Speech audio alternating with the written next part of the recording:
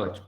Então, vamos começar a voltar de onde a gente parou. Então, não translada, roda. Então, a gente precisa ver aqui, né, como é que é o torque. Lembrando, lá da nossa revisãozinha lá de Física 1, né? O que que é um torque? Torque é a força com jeitinho. O que que é, né? Aqui a letra é uma grandeza física vetorial, tá? Né? Ele que faz as coisas rodarem. Se eu estou abrindo uma porta, né? Eu não basta aplicar uma força qualquer nessa porta, né? Eu tenho que aplicar uma força com jeitinho para ela poder rodar, para abrir a porta, né? Então, como é que a gente fez isso aqui? Que a gente definiu, né? Olhando de... Eita, vou repetir para a gente lembrar. Aqui só uma referência, né? Posso pensar que essa referência aqui é uma porta. Então, tem aqui né? Olhando de cima a porta, que é o eixo onde estão as dobradiças, né? Esse aqui é o comprimento da porta. Joia? E aí, né? Claro, né? Essa porta é mais para cima, tá? Olhando de cima, né? Se eu aplico uma força, a gente viu, né? Se eu pego e aplico uma força nessa porta aqui, assim, ó, puxo a porta, ela roda? Não, então não roda, não dá certo. Se eu empurro a porta por aqui, ao longo do comprimento dela, a porta roda? Não roda. Então, não basta aplicar uma força. Eu posso aplicar uma força para ela rodar. Normalmente, o que que a gente vai fazer? Tem que aplicar uma força perpendicular. Ah, tem que estar, então, aqui, ó, perpendicular, aqui assim. Ó. Isso. A força perpendicular, né, é que faz a porta rodar. Então, essa força aplicada com jeitinho, né, é o torque. Só que a questão é a seguinte: se eu aplicar uma força, né, uma aqui, e uma força, dois aqui, perpendicular, roda? Roda. Mas é mais fácil ou mais difícil abrir a porta, colocar a porta para rodar, quando eu coloco a força mais longe do eixo ou mais perto do eixo? Quanto mais longe do eixo, mais fácil é rodar. Portanto, quanto mais longe do eixo, maior é essa grandeza física que faz a porta rodar. Ou seja, né, essa grandeza física é o torque, a força com jeitinho, que depende não só da força, mas também depende da distância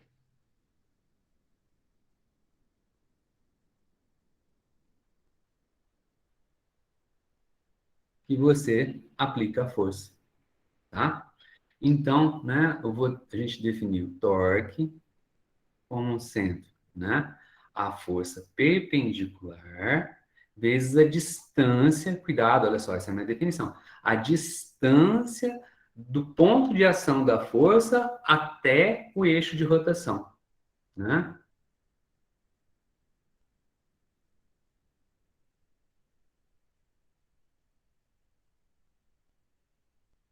Isso é importante, não é uma distância qualquer, da força até o eixo de rotação,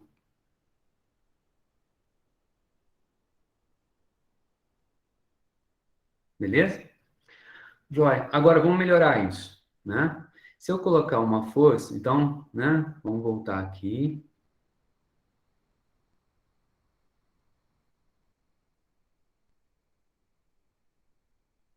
Vamos aplicar uma força com um certo ângulo.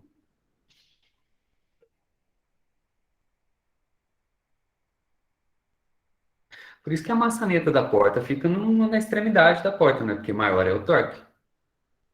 Se eu coloco uma força aqui, ó, com um certo ângulo θ aqui, né? O que que acontece? O F perpendicular é a componente da força aqui, ó. vai ter uma força. Vou colocar outra cor.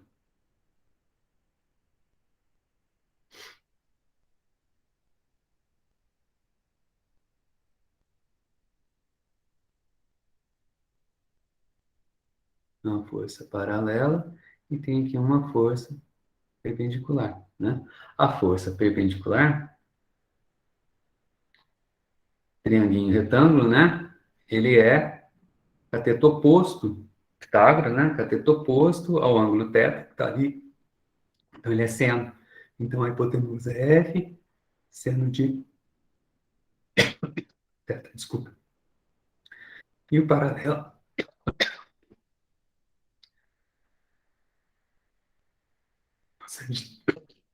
cosseno de θ.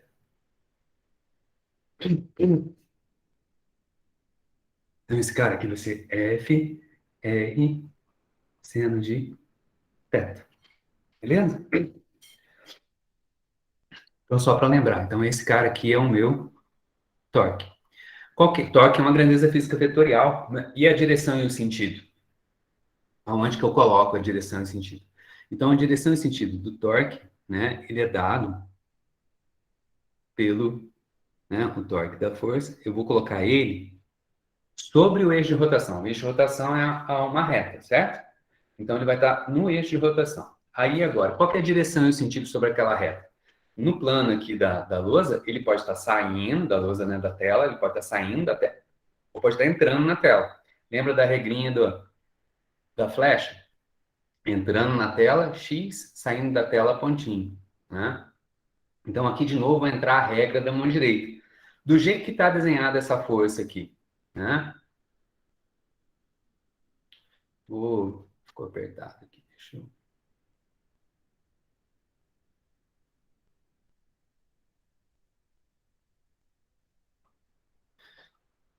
Do jeito que está desenhado aqui.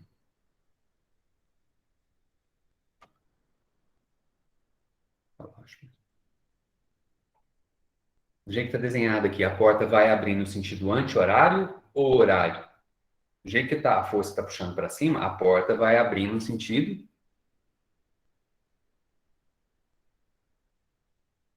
Esse é o sentido de rotação. Não é isso? Então, regra da mão direita. Eu vou rodar meus dedos no sentido.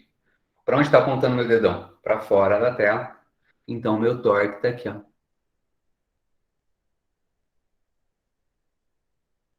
Meu vetor torque está ali.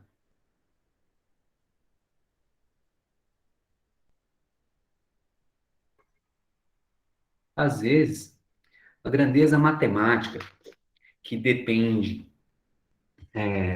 não só do valor ou direção e sentido, mas também depende de como ela está no espaço, com relação a uma referência, ela é sempre chamada de momento.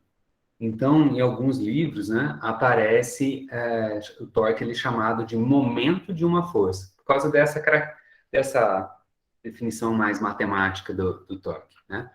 Então, o vetor torque está ali e o módulo, o tamanho do vetor é dado pela essa relação. Lembrei, certo? Então, aqui vai rodar, não vai? Beleza. Então, agora eu vou pegar. Putz, isso. Fica pulando.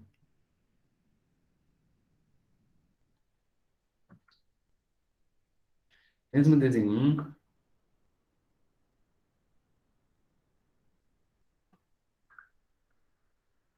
né? Para me ajudar aqui a...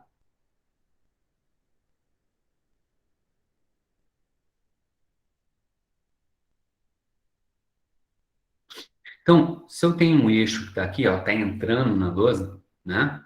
Olha lá, esse também desenho, vou precisar dele.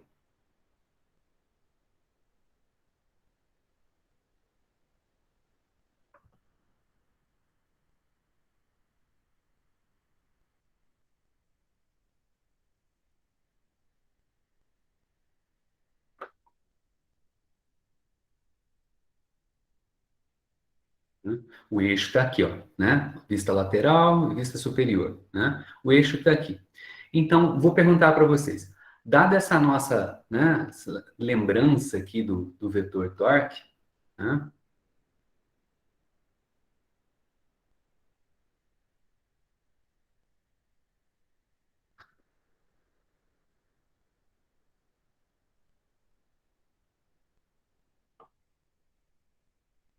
ele não gostou. Agora sim. Né? Olha lá, o vetor torque ele precisa de tal o quê? Né? É a força, vezes a distância da força até o eixo rotação, e se tiver algum ângulo, tem que fazer a projeção, né? Para pegar a força perpendicular, tá? Então, aqui a questão é a seguinte, né? A força um e a força 3, qual é a distância da força um e da força 3 até o eixo rotação? Zero, não é? As forças estão sobre o eixo de rotação. Então, a distância das forças até o eixo de rotação é nula. Então, não tem torque. E, de fato, se você puxa para um lado para o outro aqui, né, não roda. Né? Agora, né, se tem distância, aí sim. Então, força um e 2, como a gente já tinha visto, e 1 e 3, desculpe, não tem torque. Né? Não tem torque. Né? Aqui também não.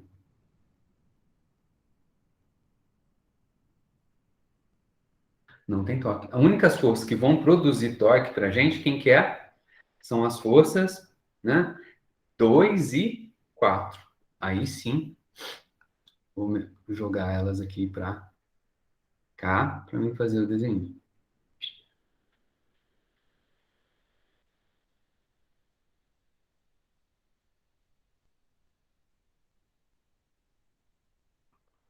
Beleza. Então agora, ó, vou redesenhar esse cara aqui para a gente ver, né? De uma maneira mais simples, para a gente ver. Né? Então ele está inclinado.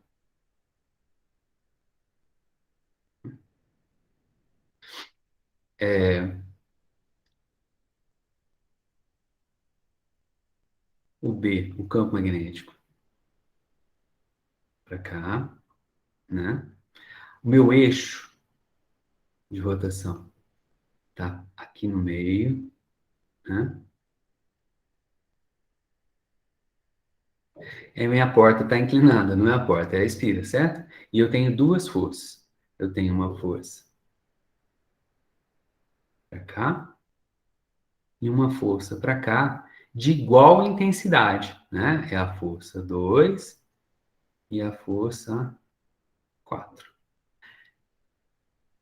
Elas estão inclinadas com relação ao eixo de rotação, né? Com relação né? Tem um ângulo aqui, ó. E esse ângulo é igual dos dois lados, né? Beleza? Qual é a distância da força 2 até o eixo de rotação? É essa distância daqui. Legal, né? Bonito essa cor. Até aqui.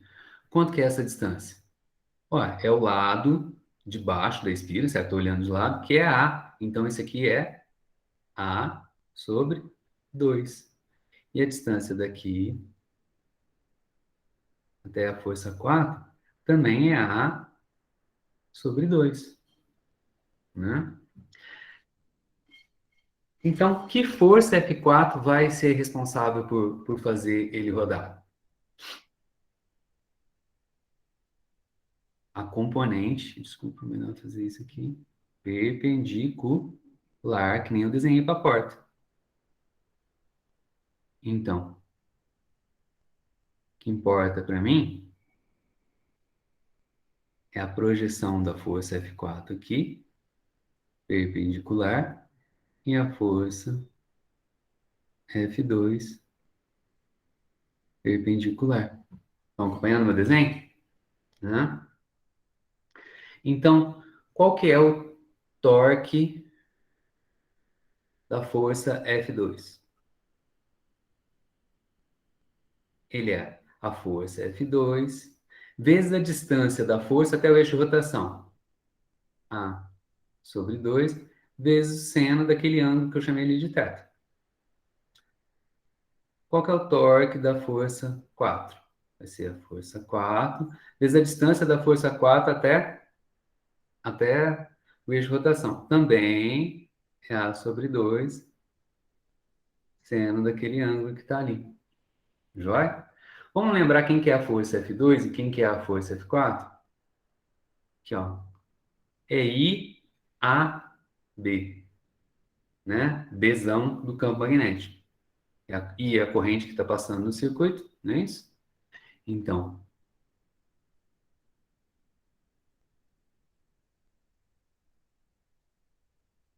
vou trazer para cá.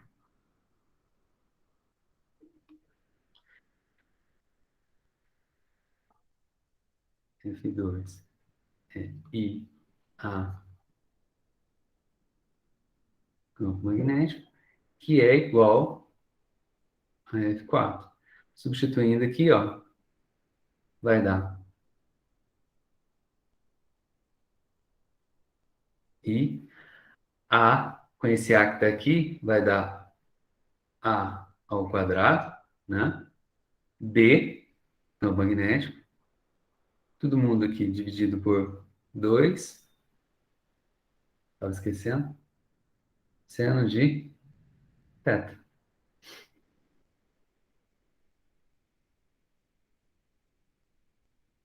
Quem que é o torque? 4. Mesma coisa, vai dar corrente, A com A vai dar ao quadrado, lesão, todo mundo dividido por 2, seno de θ. Esses são os módulos, né? O tamanho do torque. Agora a pergunta é a seguinte: esses torques, eles se somam? São dois torques diferentes. Como força, torque se soma, né? Se duas pessoas, um está querendo entrar na sala e o outro está querendo sair da sala, abrindo e fechando a porta, né? Um quer que roda no sentido, o outro quer que roda no outro sentido. Se eles aplicarem sobre a porta torques iguais, a porta não sai do lugar, não roda, né? Mas se um aplica um torque maior do que o outro, a porta pode ou abrir ou fechar dependendo da direção do torque, né? De quem está ganhando o cabo de torque agora, né? Então, para saber se eles vão se somar ou não, a gente tem que ver qual que é a direção e sentido deles. Então, eu preciso saber qual é o vetor torque de cada uma dessas forças. Aonde que está o vetor? O vetor a gente já viu. Por definição, ela está sobre o eixo de rotação, né? Então, o torque está aqui, né? Sobre o eixo de rotação. E aí a gente tem que ver o seguinte: o torque da força 2 vai fazer, né, a espira rodar no sentido horário ou anti-horário? Estou puxando para cá, né? Deixa eu sair e voltar que tá travando. Estranho de novo.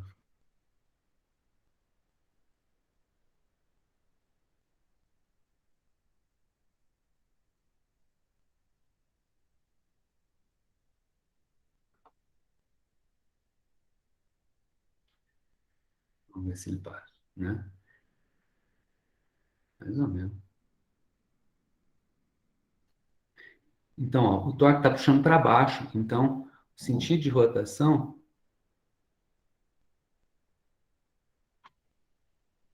da 2 está para cá. E a força F4? Para cima. Não é isso? Qual que é o sentido de rotação? Para cá. Então, vamos lá. Regra da mão direita. Força 2, rodando no sentido, né? Anti-horário. Tá para fora.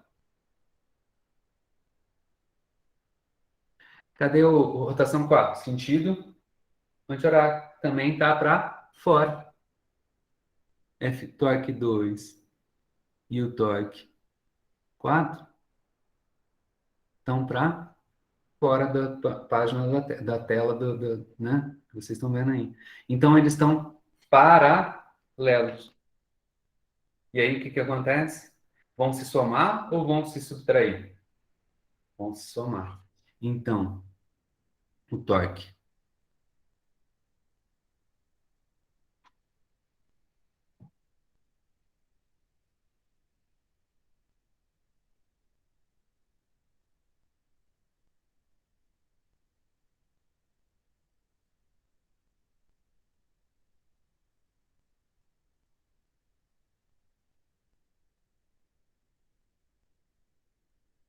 Total, ou o torque resultante, é o 2 mais o 4, que vai ser o quê? A soma desses dois.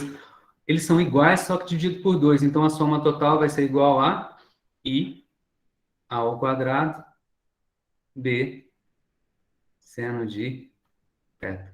Então, a espira roda devido a essas duas forças.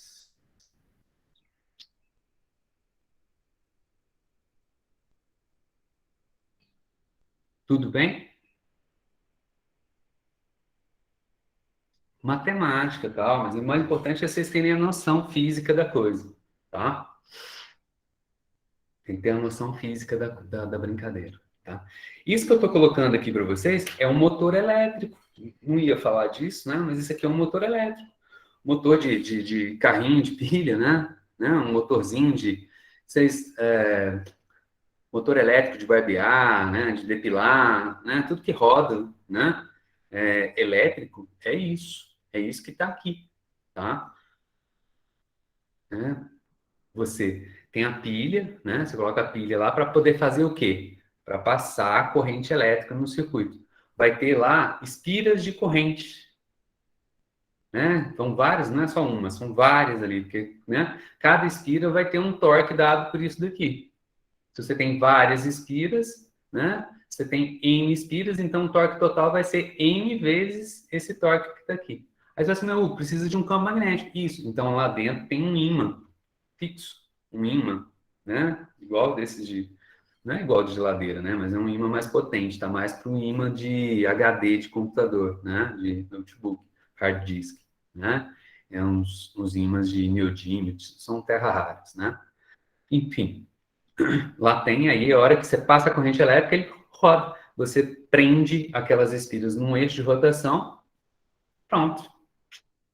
Você pode colocar aquela rotação para movimentar a rodinha do carrinho seu de brinquedo, as lâminas do barbeador, né, ou do depilador, né? Beleza? Joia. Agora é a coisa importante aqui.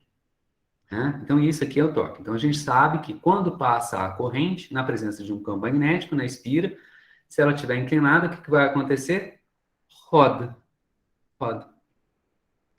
Aí você fala assim, e se ela não tivesse inclinada? Se ela não tivesse inclinada, né? Se ela tivesse um campo magnético para cima, hein? Acompanhe aqui comigo. E se ela não tivesse inclinada? Se ela tivesse assim já na horizontal com o campo magnético perpendicular? Qual que é o ângulo? Agora, quando ela está na horizontal, o ângulo é zero. Quanto que é seno de zero? Seno de zero é zero. Quando ela já está inclinada, não tem mais torque, ela não roda. Certo? Então a galera pensou o seguinte: vamos definir um vetorzinho para ajudar a gente a enxergar. Cuidado, assim, ó, definição é sempre assim, para ajudar a gente, não é para complicar, tá? Eu vou olhando aqui para minha espira, ó, tá? Então, ó, se eu olhar aqui, então, né, para minha espira,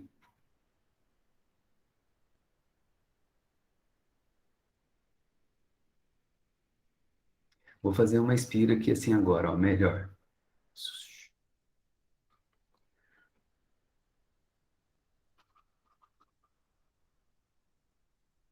Eu fiz ela retangular, vou fazer ela quadrada agora, só para a gente fazer a nossa definição direitinho, né? Então, aqui é A,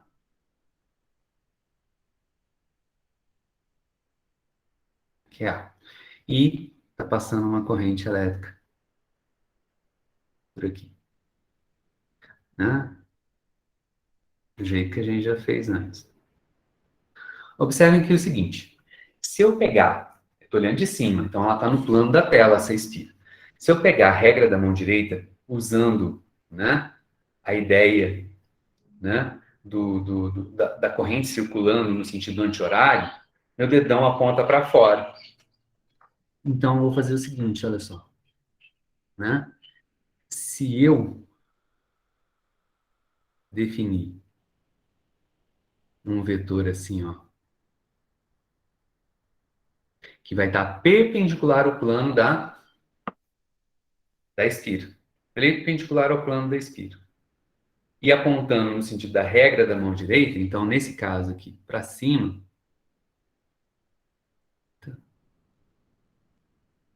ou seja, saindo, um vetor que eu vou chamar de mi, como é que ele fica na vista lateral?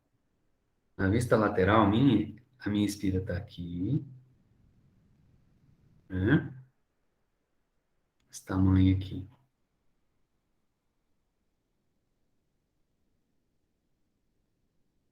A. E o meu vetor mi,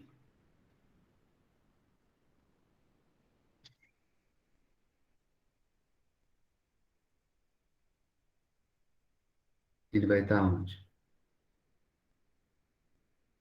Aqui, ó. Perpendicular. Cadê o campo magnético?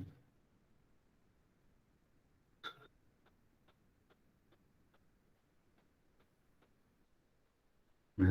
O campo magnético está aqui, ó.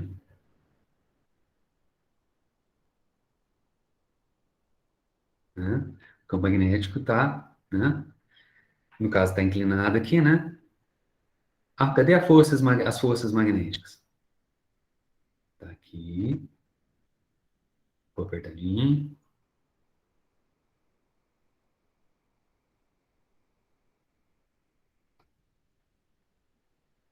Está aqui. Cadê o ângulo θ?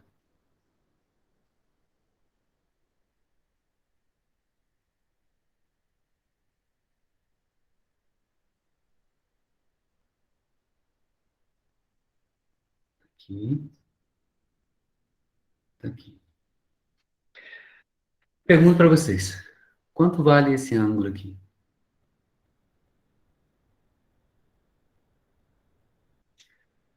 Hum? Quanto que vale? Precisa fazer muito esforço para perceber que esse ângulo aqui, né, é também θ, tá? Então, o que que acontece? Né? Os caras vão fazer a seguinte definição.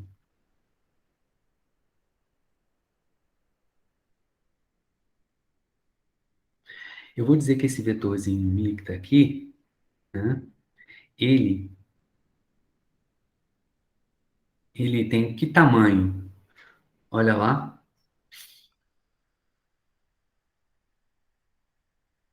a corrente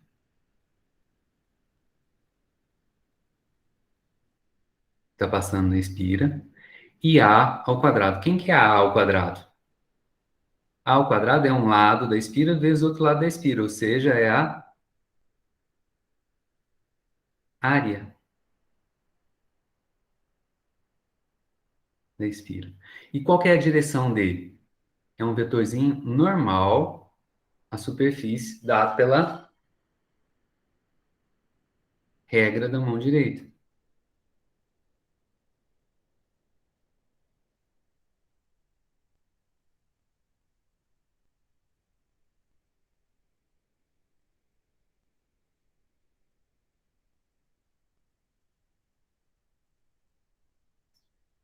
Se eu faço isso, se eu uso essa definição, né?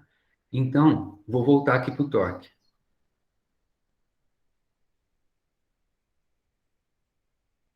Então, o torque sobre a espira, torque total ali, ele vai ser o quê? O que que é I ao quadrado? I ao quadrado é mi. É o vetorzinho que eu chamo de mi. Mi, B, seno de θ. Mi, o vetor, né, que eu defini. B, campo magnético. E seno de θ. Seno de θ. Quem que é θ? Θ, de novo, é o ângulo entre os dois vetores. Fica fácil de novo, olha só. Θ é o ângulo entre dois vetores. Né? É a mesma coisa. Que nome eu vou dar para esse vetorzinho mi? Nome, hein? Então, mi, ele é chamado de momento de dipolo magnético.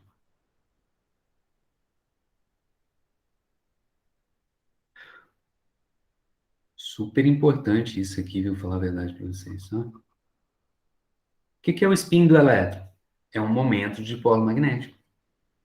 Tá? É isso daqui. O spin é isso.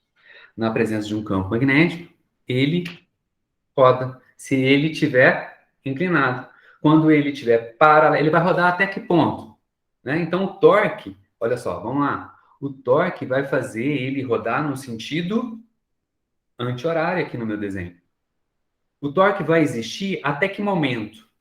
Ele vai rodando, rodando, rodando, né? Ele está aqui, ele vai rodando, está inclinado, ele vai rodando, rodando, rodando, rodando, rodando. Quando ele está perpendicular ao campo magnético, o Mi está paralelo ao D. Então, seno de θ é zero, não tem mais torque, ele para. Então, olha só, ele roda até o Mi ficar paralelo ao campo magnético externo, B. Ah, que legal, cara. Então, isso aí é a ideia da força, né? Ele vai fazer, então, o torque que vai aparecer vai fazer com que o momento de polo magnético rode até ficar paralelo ao B. Sempre vai acontecer isso. Uma forma da gente diferente, lembra daquela questão das energias? É definir uma energia potencial de interação entre essa corrente na espira, o campo magnético que ela está gerando, né? Certo? E esse campo magnético externo, esse Mi, né? Que ela vai fazer rodar. Uma forma da gente escrever isso daí é definir uma energia potencial, uma outra definição. A gente consegue fazer isso.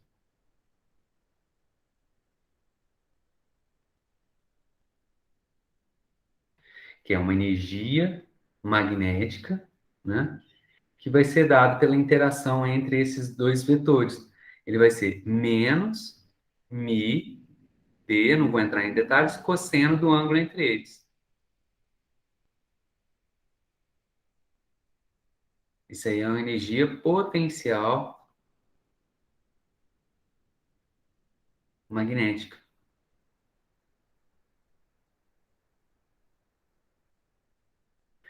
Tá? Então vamos pensar o seguinte: por que apareceu esse menos ali?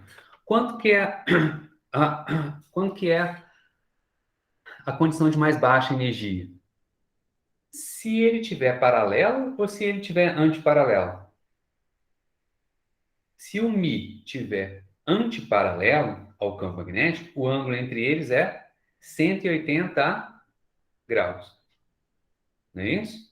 Pi radianos. Quanto é cosseno de 180? Menos 1. Menos 1 com menos que está aqui, vai ficar uma energia potencial positiva. Né? Então, esse cara aqui do antiparalelo, né? Vai dar mais Mi B. Né? Então, B está para cima, Mi está para baixo. Quanto que é a energia potencial magnética, né? Paralela. Quando está paralelo, o ângulo entre os dois vetores é zero. Cosseno de zero, 1. Então, quanto vai ficar a energia? Menos Mi D. Quando eles estiverem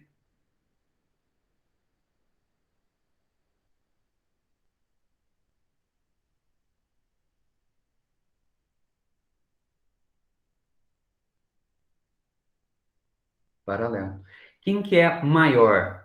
Se a gente fizer um gráfico aqui, quem que é maior? Energia maior? Quando está paralelo ou quando está antiparalelo? A energia maior quando eles estão antiparalelo. Se eu coloco a espira de tal maneira que o Mi é antiparalelo e solto ela, o que acontece? Aparece um torque fazendo ela rodar até ficar o quê? Paralelo. Isso é natural, isso é espontâneo.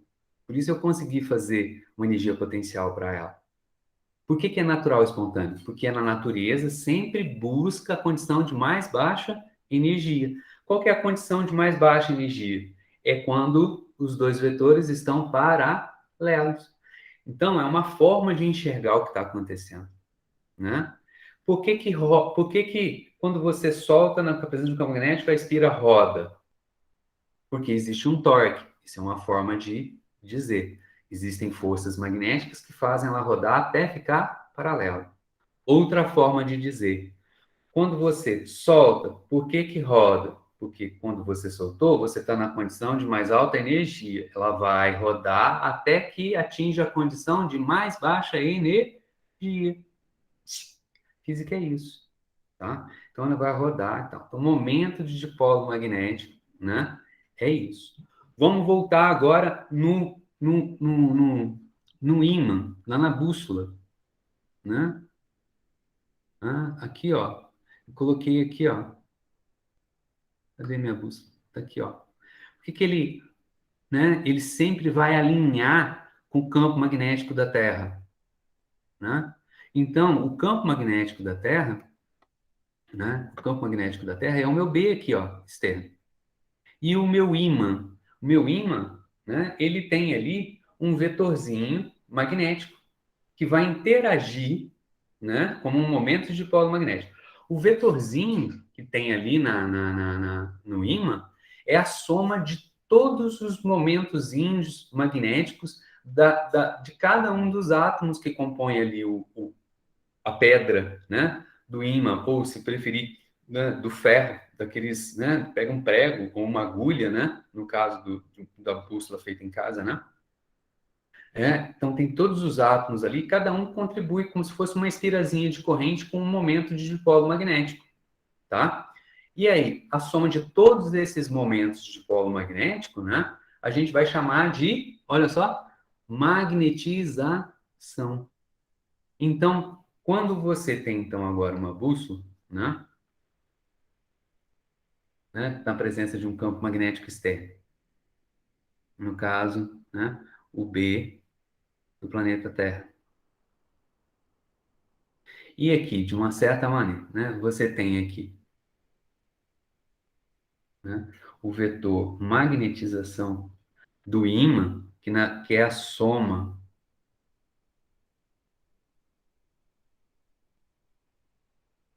de todos os momentozinhos de polo magnético ali. Para ser sincero, esse camarada que está aqui é dividido pelo volume, tá?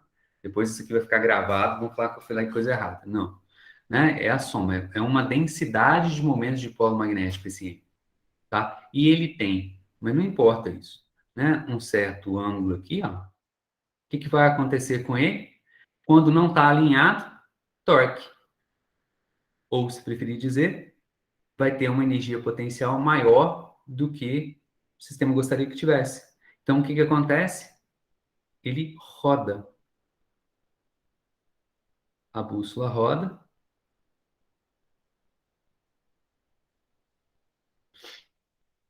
até o quê? Ficar paralelo, né?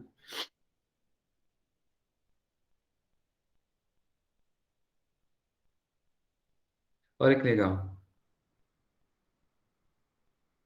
E como é que será? Cenas do próximo capítulo, né? Próxima aula, depois do feriado aí, como é que a natureza usa disso?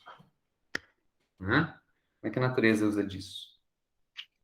Aí falou assim, bom, animais podem usar, né? Alguma coisa que tem neles que seja magnético, como se fosse um imãzinho, né? Como bússola. Será? Né? Será que existem outras funcionalidades? Cenas do próximo capítulo. Beleza? Então, próxima aula a gente vai conversar a respeito disso. Tá? Então, isso aqui é importante hoje. Então, é um resumo bem simplificado do que a gente precisa saber para poder entender o que está acontecendo. Joia? Não é complicado. Não é complicado.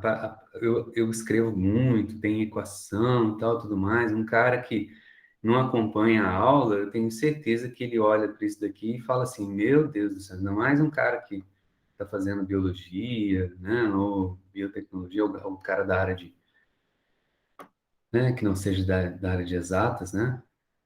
E eu olho isso daqui e falo assim: Meu Deus. E não, na verdade, se você acompanhar, a gente consegue construir isso na conversa, né? E não fica, tenho absoluta certeza de que não fica parecendo um bicho de 7 cabeças, certo? Então, segunda metade da nossa aula aqui agora, eu vou parar por aqui. Então, agora, lembra que esse é o biomagnetismo. E eu preciso terminar esse tópico falando sobre radiação eletromagnética. Radiação eletromagnética, então, é contar história.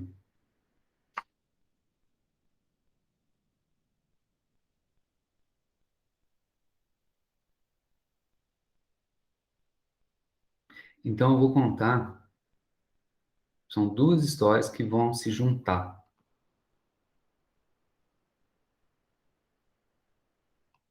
E eu já vou dar uma ideia. O que é luz? Luz foi se descobrir, né? Foi se descobrir, mas vou contar essa história já, antes, isso é um spoiler da minha história. Luz é uma onda eletromagnética, é uma radiação eletromagnética, tá? Radiação é algo que propaga de alguma forma a partir de um corpo, tá? Né? Então, você pode ter uma onda sendo propagada, você pode ter um corpo, por exemplo, radioativo. O que é radioativo? Que ele emite radiação. Mas que radiação é essa que um corpo emite? Ele emite partículas. Não é onda? Não, né? São partículas, tá? Em dois casos, são partículas. Em um terceiro caso, que é a mais fatal para a gente, é luz também, tá? Então, você tem partículas alfa, que são dois prótons e dois nêutrons, da radiação, né, nuclear, da desintegração nuclear, né, de reações nucleares, de maneira geral. Você tem emissão de partículas beta, né, radiação beta, que são, na verdade, elétrons e pósitron. O que é pósitron? É a antipartícula do elétron, tá? E você tem a radiação gama. Radiação gama são fótons de alta energia. A gente vai falar disso no final da aula, tá? E ela é super ionizante, tá? E ela faz um estrago capixaba. E é isso que eu quero contar para vocês, tá? Então, radiação eletromagnética. Se a gente começa a falar de radiação eletromagnética, a gente tem que começar a falar, né? Então, começar a contar a história da luz, né? Mas eu vou dar um salto, né? Grande na história, né? O que é luz, né? Desde a antiguidade, né? Os caras se perguntam a respeito disso de novo, desde os gregos, né? É engraçado isso, né? Parece que na cultura ocidental, né? O ser humano só começa a pensar lá na Grécia. O cara só começa a se perguntar sobre as coisas lá na Grécia. Na verdade, não é bem verdade isso, né? O ser humano sempre, né, a princípio, né, como eu falei para vocês, desde o salto cognitivo, pelo menos, né, de 40 mil anos atrás, ele está pensando, está desenvolvendo técnicas e tal, tudo mais. Mas de uma maneira sistemática, né, que é a forma filosófica de se tentar entender o universo em que a gente vive, né, ela realmente ela ganha forma lá na Grécia, tá bom? Então, os caras lá da Grécia perguntam, o que é luz? A luz, será que ela tem uma velocidade de se propagar? Ela sai de um lugar e vai para outro? Será que instantaneamente ou ela demora um certo intervalo de tempo para percorrer um determinado caminho? Ou seja, ela tem velocidade, tal, desde a Grécia Antiga, né? Isso tudo vem, né, passa pela Antiguidade, entra pela Idade Média, né, baixa, alta, né, passa pela Renascença, tal, e ela vai encontrar, né, um pensador que vai dar, dois, na verdade, que vão dar contribuições significativas para o conceito de luz, né, só ali no século XVII, tá? 1600, século XVIII, 1700, tá? Que são dois caras. Quem que é? O primeiro deles, nós já falamos a respeito dele, né? É Sir Isaac Newton. Trouxe aqui umas figurinhas aqui para colocar, né, para ilustrar. Né? Newton,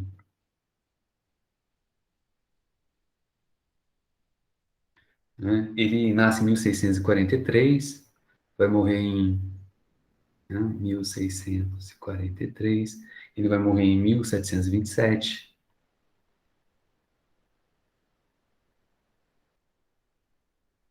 Né? E não sei se vocês lembram da história que eu contei para vocês, né? Por volta ali de 1666, Newton estava ainda estudando, graduando, né, em Cambridge, na Inglaterra, no inglês, né?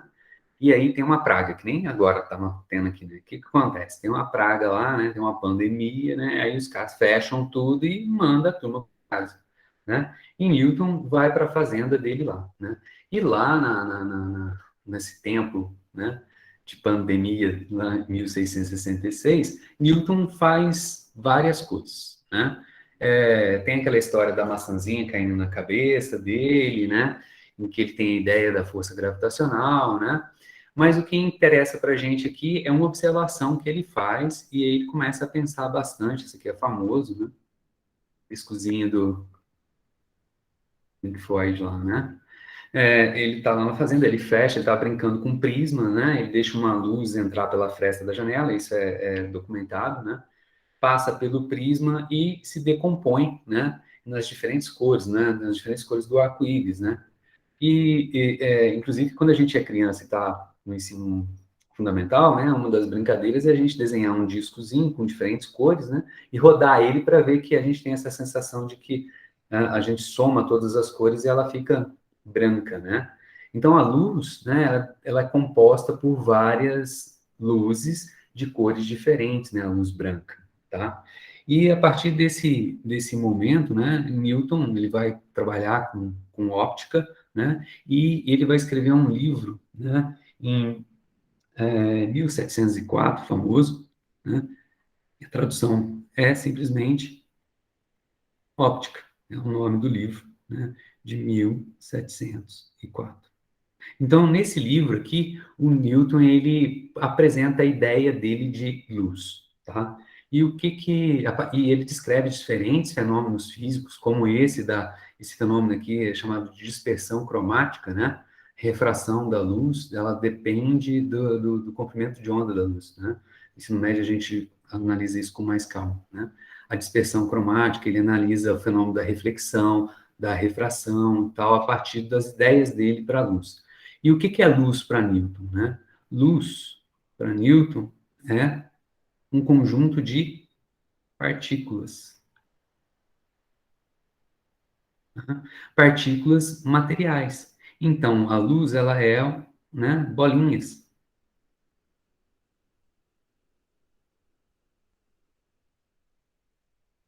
né, que se propagam, né, um feixe de luz, ele se propaga, né, uma determinada velocidade, né? Então, ele tem essas partículas, elas têm massa, né? Tem massa, tem velocidade, então, portanto, tem o quê? Energia cinética.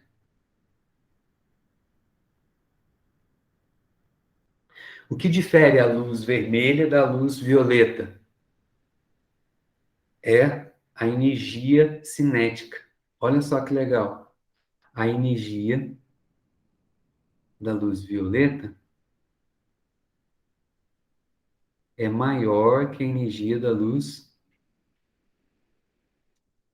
vermelha. São os extremos, né? Por que que é maior? Se a luz, um feixe de luz, todas as bolinhas que estão ali naquele feixe de luz, eles estão com a mesma velocidade, por que que eles têm energia diferente? Porque eles têm massas diferentes. Eles têm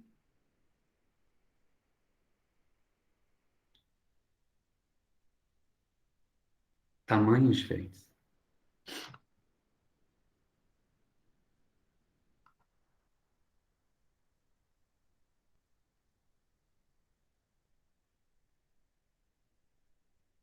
né? Então, eles propagam com a mesma velocidade, porém, eles têm massas diferentes, então, tem energias cinéticas diferentes. Legal? Guarda isso. Segundo nome contemporâneo ao Newton, tá? É um holandês, né? É o Christian Huygens. Tem a imagenzinha dele aqui. Huygens, sinceridade, eu preciso conversar com o holandês para saber como é que pronuncia esse nome direito aqui.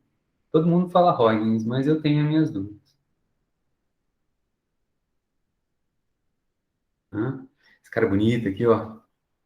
Tem que ver que é a época, né? Todo mundo aqui da peruca, né?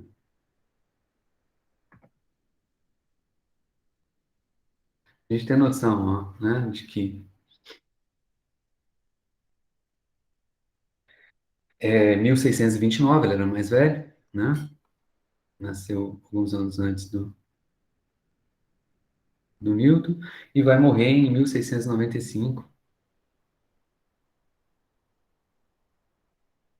É, ele vai pensar na luz também, né? Entre outras coisas. Essa galera aí nessa época aí era matemático, então o Huygens, da mesma maneira que o Newton, vai dar muitas contribuições à matemática, à física mecânica e tal, tudo mais. E ele também tem essa luz, né? E a luz para Huygens, o que que ele é, né? Luz para ele era onda. Então, para Newton, né, era partícula.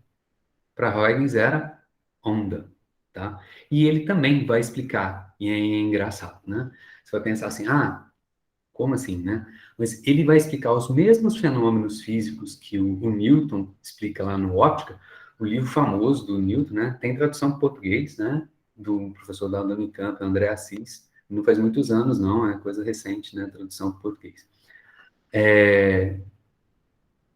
Então, ele explica os mesmos fenômenos físicos. Aí você vai falar assim, bom, né? É, é partícula ou é onda? É partícula ou é onda?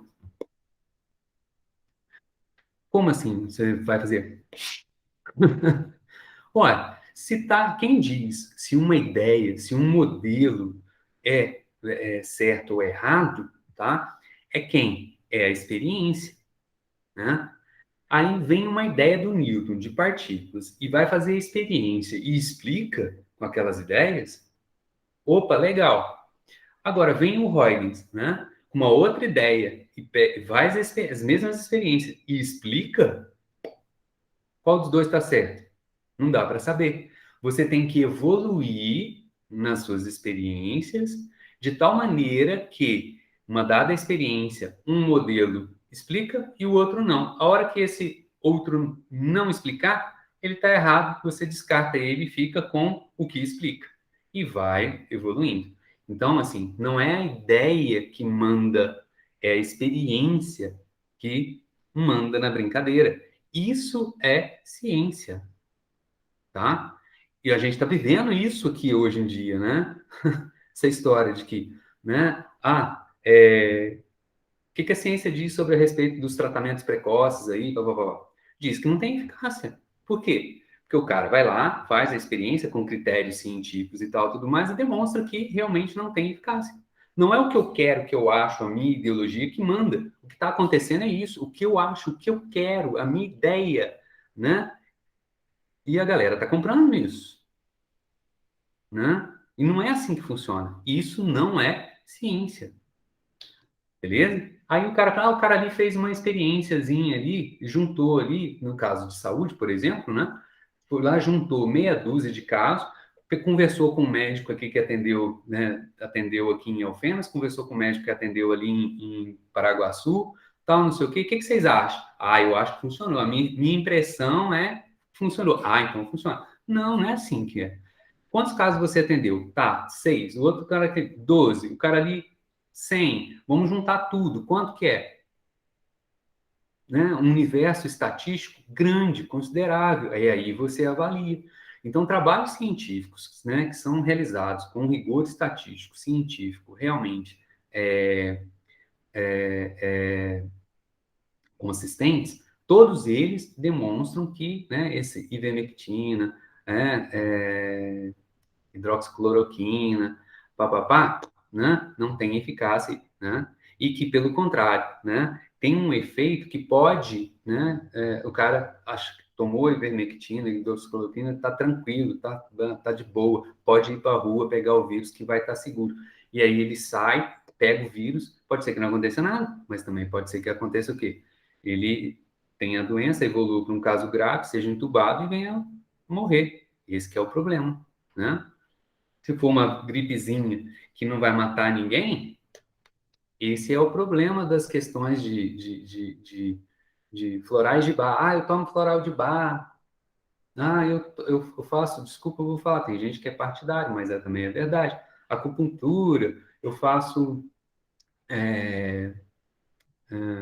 homeopatia e tal, né? São técnicas, entendeu? Assim, são que não têm comprovação científica, mas eles são usados para tratar. Qualquer um que já fez um tratamento homeopático sabe que na hora que o trem aperta, né? Tratamento para asma, né? O cara vai lá, tá lá fazendo tratamento para asma. A hora que o trem aperta e evolui para uma pneumonia, o cara manda você ir para um médico tomar um antibiótico, né? Isso acontece, aconteceu, né? Com gente que eu conheço muito próximo. Então, né? Então é assim que funciona a ciência. Então, vai ter uma disputa, voltando aqui para a questão da luz, entre Huygens, né, partidário da luz como onda, os discípulos dele, os caras que vão estudar a partir dele, e os caras, né, partidários da teoria corpuscular particular, né, de partículas, né, do Newton. E enquanto vai tendo experiências e elas vão sendo explicadas, né, de maneira igual, as duas são válidas, mas elas são de naturezas muito distintas. Então, nós estamos falando aqui, ó, né, de 1704.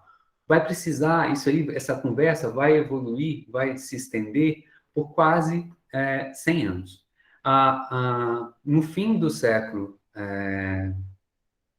XVIII, né, vão começar a aparecer algumas experiências, algumas evidências, né, e, particularmente, em 1801, um camarada, já no século XIX, o Jung, Thomas Jung, ele faz uma experiência super importante do ponto de vista histórico, tá? Que é a experiência da dupla Fender.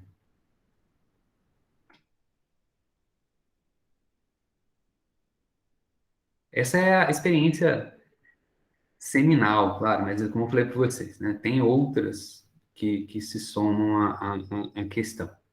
O que é a experiência da dupla fenda do Jung? Ele pega aqui, ó, aqui é uma visão superior, tá? Então ele joga uma onda e aí ele tem um anteparo com um furinho. A gente pode fazer isso. Pega uma cartolina, faz um furinho e joga uma luz. No caso, é melhor você jogar uma canetinha laser, né? Tem um comprimento de onda bem definido, passando por aquele furinho. Quando essa luz passa pelo furinho, aqui nessa região do espaço, né? A luz está aqui, luz incidente, plana, né?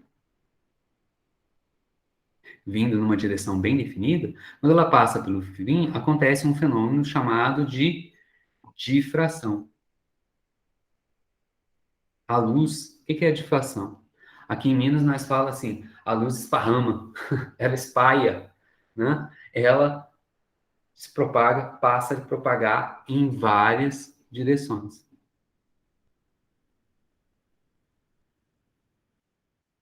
Né? Primeira coisa, né? Será que eu consigo explicar isso aí com a ideia da partícula? Tá? Ué, as partículas estão vindo, batem ali na borda do furinho e vão para um lado e vão para o outro, e vão para um lado e vão para o outro. Por quê? Porque tem sucessivas colisões daqueles conjuntos de partículas. Explica, né? Então, Newton está explicando. E o Huygens, tá? Também explica, tá? O Huygens explica. Ele tem a ideia, né, de que uma frente de onda, né, cada ponto de uma frente de onda funciona como uma fonte pontual, né, de onda. Então, como é que é uma luz pontual? Radia em todas as direções.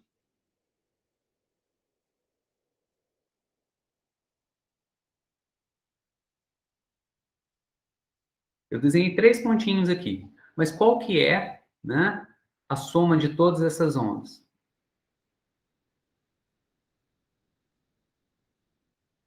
É extracejado. Se eu tivesse desenhado infinitos pontinhos aqui que compõem a onda, né, eu veria o quê? Algo reto. Se por acaso eu coloco um anteparo aqui, um furinho,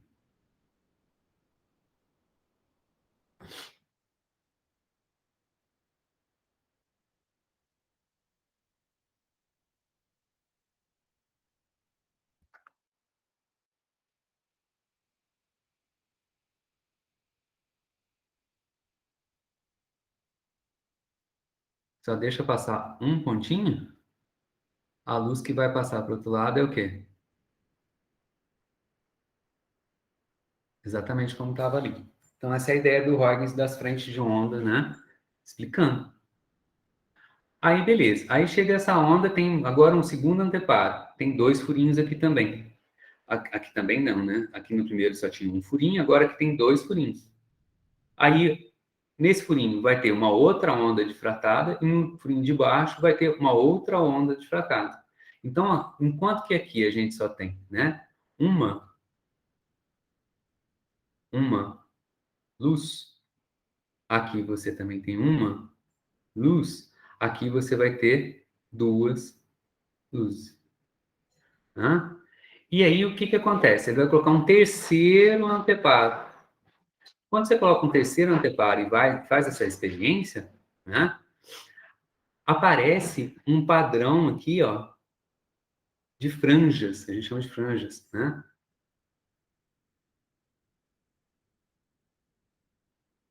Vai ficar parecendo assim uma zebra, né? Vai ficar região claro, escuro, claro, escuro, claro, escuro. Região em que a luz, né? Tem luz, não tem luz. Tem luz, não tem luz. Tem luz, não tem luz. O que ocorre aqui, né, é a difração, da mesma maneira que ocorreu no primeiro furo. Mas o que ocorre aqui é a interferência.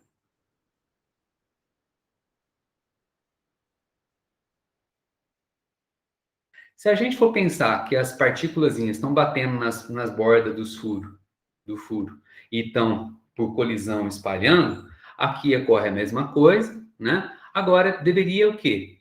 Se a gente for pensar em partículas, não deveria ter região clara, região escura. Aqui deveria ficar o quê? Tudo iluminado. Que teria bolinha indo para tudo de quanto é direção. Agora, quando a gente trata isso daqui como onda, a gente explica por que que aparece um padrão de claro, escuro, claro, escuro, claro, escuro. Então, essa é uma experiência que a gente só explica se a gente tratar a luz como onda. Então, né, em 1801, né, a gente bate o martelo e diz que luz é onda. Essa é a metade da minha história. Beleza? Agora, eu vou voltar no eletromagnetismo. No eletromagnetismo, né, existem vários nomes que a gente já falou aqui, né? O Ørsted é um cara muito importante, o Faraday, o Ampère, vai aparecer outros caras mais, né? O Weber, o próprio camarada, que depois vai se chamar Lord Kelvin, né? O Kelvin das unidades, né, térmicas, né? Ele também contribui muito, né, para o eletromagnetismo e tal, tudo mais, tá? Ele, nessa época, ele não era Lord, na primeira metade do século XIX, 1800 até 1850, né? Ele era, o nome é Thomson, né? Mas qual é a brincadeira? Já contei essa história para vocês. Desde a antiguidade vem a eletricidade. Ah, trita aqui, né? Elétron vem do âmbar, né? Que você atritava, pá, né? Vem os caras da eletricidade lá, o Benjamin Franklin. Ah, tem cargas positivas, cargas negativas, tal. Beleza, né? Aí tem os caras do magnetismo, lá de Magnésia, dali da Grécia. Então, tem tem vários outros nomes que eu não mencionei aqui e tal, que trabalham com magnetismo, né? Tal. O Gilbert, né? Tem o Galvani, né? Dos sapinhos, que ele colocava lá, os sapinhos, né? Em cima do metal, o sapinho morto ficava tremendo, né? Eram fenômenos elétricos e tal. Vocês devem ter ouvido falar disso, né? E em algum momento, eu acredito que vocês tenham ouvido falar disso, dos sapinhos em cima da chapa metálica. E, né, por causa dos impulsos elétricos e tal, tudo mais. Próxima vez, próximo semestre, eu vou colocar essa conversa lá na aula de potencial de ação. Contar essa história. Né? Então, eles vêm com disciplinas separadas, até que, né, o Ørsted começa a ligar eletricidade com magnetismo, né? Corrente elétrica gera campo magnético, interage lá com a bússola, né? Depois, em 1831, 32, o Faraday, né, vai descobrir o inverso, né? Campo magnético gerando campo elétrico e tal. E essas coisas começam a se integrar. É um processo, né, teórico, né, conceitual de unificação, né, da eletricidade e do magnetismo sendo unificado num conceito só de eletromagnetismo que vai evoluir até o início do século XX, tá? Mas a coisa vai ficando cada vez mais profunda, né? Mas tem um processo de unificação ali logo no começo do século XIX, tá? Com essa galera e tal, tudo mais. E pensem no seguinte, a coisa são séculos, né? De ideias diferentes, de gente pensando diferente e tal, tudo mais. Vai aparecer um camarada no início da segunda metade, né, do início, não, já na metade do, do, do, do, da segunda metade, bem no meio da segunda metade do século XIX, 1873, que é o Maxwell, que vai tentar botar ordem nessa bagunça, que são dois ramos diferentes, que são certos, ideias diferentes, pessoas diferentes. Ele chega lá naquele ponto lá e fala assim, gente, precisamos botar uma ordem aqui nessas ideias. E aí vem o terceiro cara, né, que é o James Clerk Maxwell.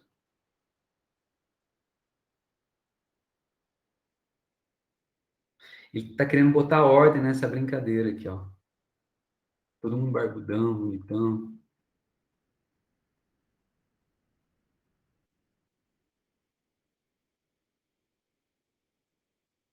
Né? Maxwell é de 1831, olha só, né? Já nasceu o Ampère, o Faraday já estava todo, né? E vai morrer em 1879. E ele vai escrever um livro, né?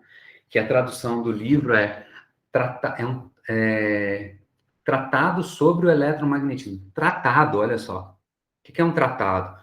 Ô, galera, vem cá, vem cá, vem cá. Vamos fazer um trato aqui, ó. Vamos botar ordem na casa e vamos falar assim.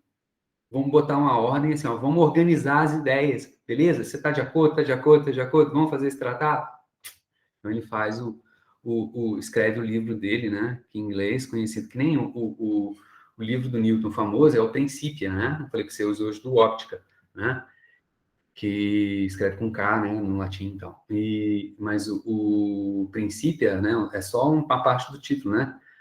O nome do princípio é Princípios Filosóficos, né, naturais, né? Que é só Principia, né? E aqui é o Treatise,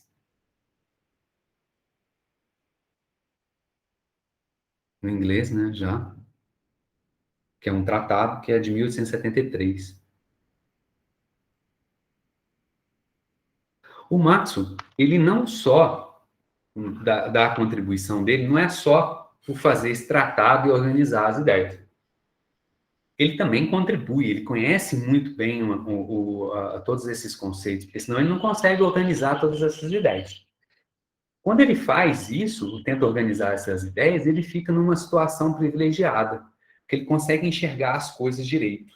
Né? Quando a gente faz um curso de eletromagnetismo normal, a gente enxerga da mesma maneira que o Maxwell. Quando a gente chega nesse ponto ali do estudo de eletromagnetismo, a gente coloca os conceitos, as ideias, as equações, tudo na frente, a gente vê exatamente o que o Maxwell via. ele vai perceber que está faltando uma coisa nas equações, naquelas ideias. E a contribuição dele, ela é super importante. É uma, não vou explicitar ela aqui, o nome dela é a corrente de deslocamento. Quando ele coloca essa corrente de deslocamento e faz essa análise, né, a consequência dessa observação, que é uma questão de simetria, né, da análise de simetrias,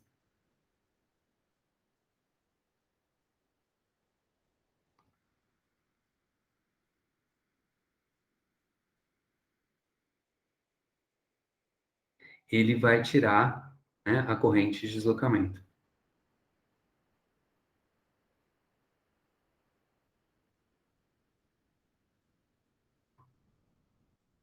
Nome bonito, né? Diferente.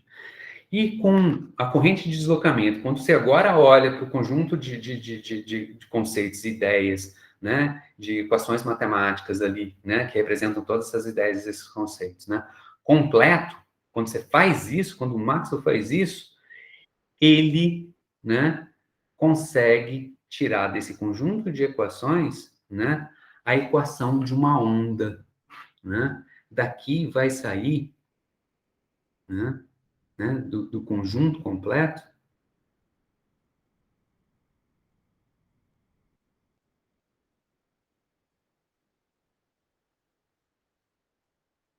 saem as ondas eletromagnéticas.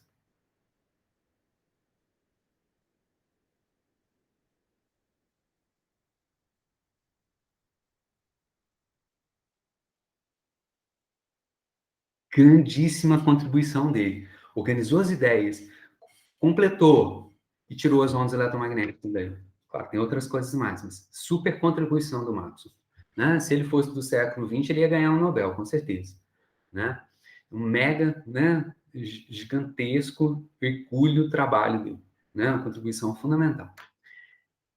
E olha só que interessante. Das equações de onda dele para as ondas eletromagnéticas, ele descobre que a velocidade de propagação das ondas eletromagnéticas era igual à velocidade da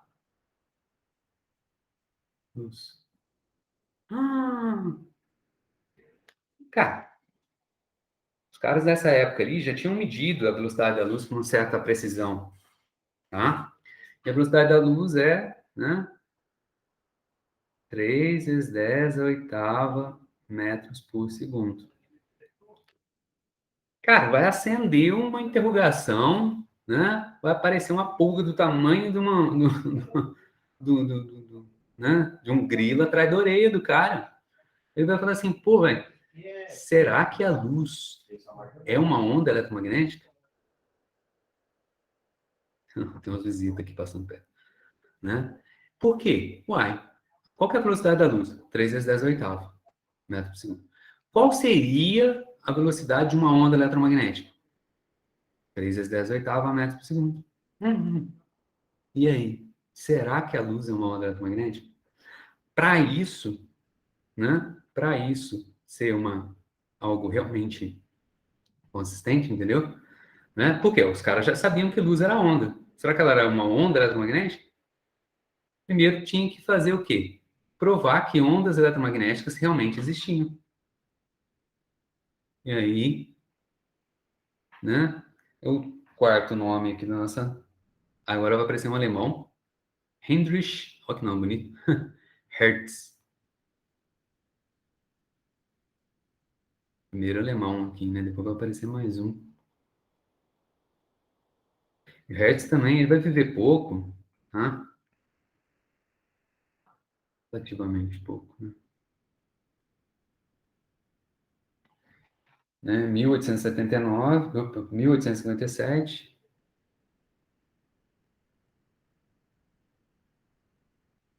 Ele deixa uma obra inacabada, pela verdade, né? 1894. Tá? O Hertz, ele tinha, assim, uma vontade, tal, ele tinha que fazer alguma coisa, ele queria fazer alguma coisa que ele precisava, né? Como qualquer pessoa, né? Em ciência e pesquisa, quer fazer algo diferente. E ele fala assim, bom, tem uma coisa que está em aberto, que é essa questão da onda eletromagnética. Vamos ver se eu consigo ver se essas ondas eletromagnéticas realmente funcionam? Existem? Sim. Ele vai, né? Ele vai descobrir, vai descobrir a luz, ela foi proposta pelo Maxwell. Então, ele vai provar a existência das ondas eletromagnéticas.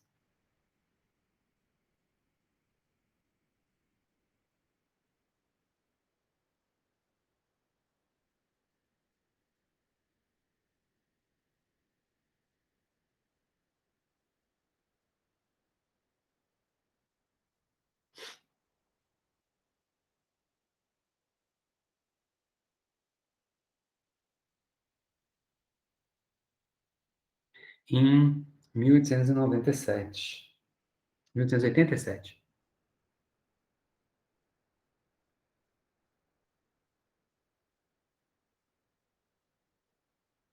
De quebra, ele não só prova que as ondas eletromagnéticas existiam, mas ele também prova que a velocidade das ondas eletromagnéticas, como o Maxwell tinha predito, era 10 oitavos metros por segundo. Ele prova, isso tudo é o quê? Teórico? Não. É a experiência.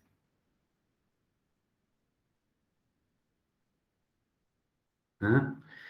Isso aqui é teórico, né? Então, e aí, claro, né? É muita coincidência isso? Não, né?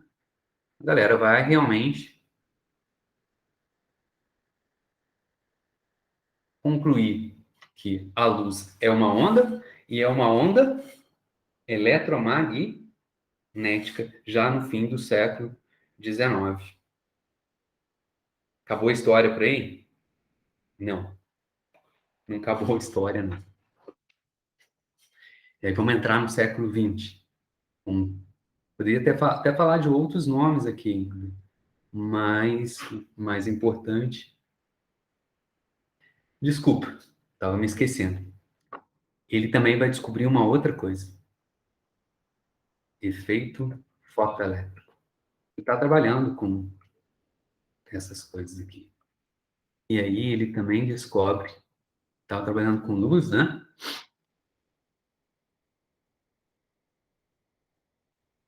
Ele prova e ele descobre,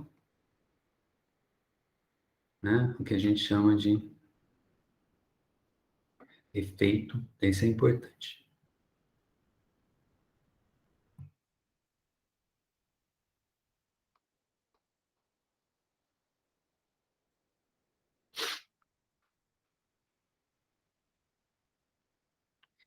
O que é o efeito fotoelétrico? Você tem aqui um aparato, aqui em, é um tubo, né? Um tubo, você faz vácuo aqui dentro,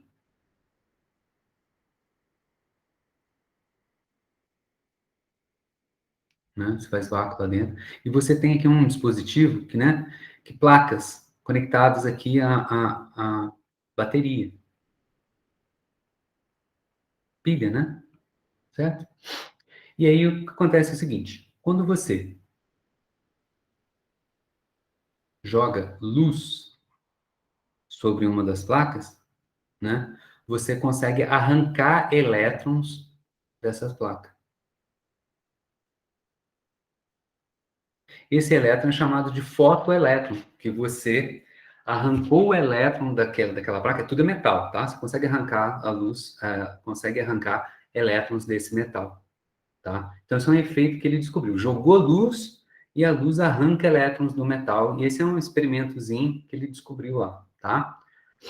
Aí Einstein vai aparecer agora aqui, vou sair porque tá dando uma travadinha. Agora apareceu o meu Einstein.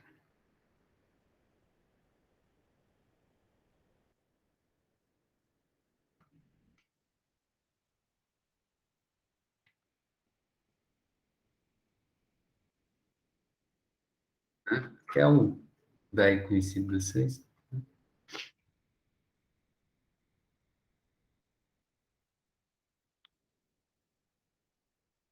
Albert Einstein.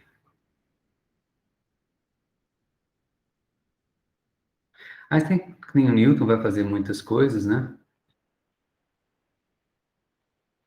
Mas o que é mais importante, né? É que ele vai, em 1905, ele vai publicar uma série de trabalhos, entre eles, o que vai dar a ele o Nobel. Ele ganhou um Nobel só, em 1879, vai morrer. Ele é alemão, e nasce em o nome da cidade é na Alemanha, vai morrer nos Estados Unidos, em 1955. Em 1905, ele publica uma série de trabalhos, né? 1666, esse ano aqui que o Newton, né, tem a ideia da maçãzinha caindo na cabeça, faz a experiência da luz e tal, tudo mais, é chamado de ano miraculoso, né? Do ano do milagre, né? O ano de 1905 também é chamado de ano miraculoso, que é o ano que o Einstein publica esses trabalhos dele, né? São vários trabalhos, na verdade, né? Sendo que um deles, tá? Tratava da natureza da luz, tá? Ele pega as ideias do Planck, né? É outro nome que está ali, né? E o Einstein, né? Na nota de rodapé desse artigo dele, ele diz o seguinte, olha só, essas minhas ideias que eu estou propondo nesse artigo aqui podem explicar o efeito fotoelétrico. Podem explicar o efeito fotoelétrico. E qual que eram essas ideias desse artigo dele? Não tem nada a ver com relatividade. Einstein parte de algumas ideias do Planck, e Planck não teve essa coragem, né? Mas Einstein também não é assim, não, é isso, acabou. Não, é a ideia dele. Então, Einstein vai falar o seguinte, ó, luz é partícula. Peraí, cara, nós vamos voltar em 1704, no Newton? Mas já não tinha, sempre contou a história inteirinha, velho, que a luz era uma onda e uma onda eletromagnética? Aí, Einstein em 1905 vem falando de partícula de novo? Né? E aí, a partícula dele, o que eram essas partículas? Eram fótons, ele vai chamar de fótons, né? E aí, o que ele vai falar é o seguinte, bom, qual é a energia, então a luz, se você pegar um feixe de luz, você tem então agora pensar em partículas, né? Fótons.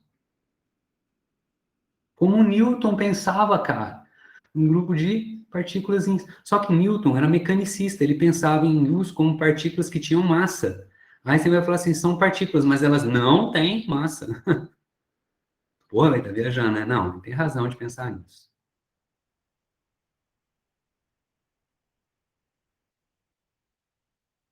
Mas como é que ela tem energia? Que energia que é essa? A energia dela depende da frequência da luz. A energia do fóton é uma constante de Planck vezes a frequência. Não, então, olha só como uma coisa meio estranha. É verdade. Aqui é a energia da partícula. Aqui é a frequência da onda. Né? Isso aqui é o início da mecânica quântica.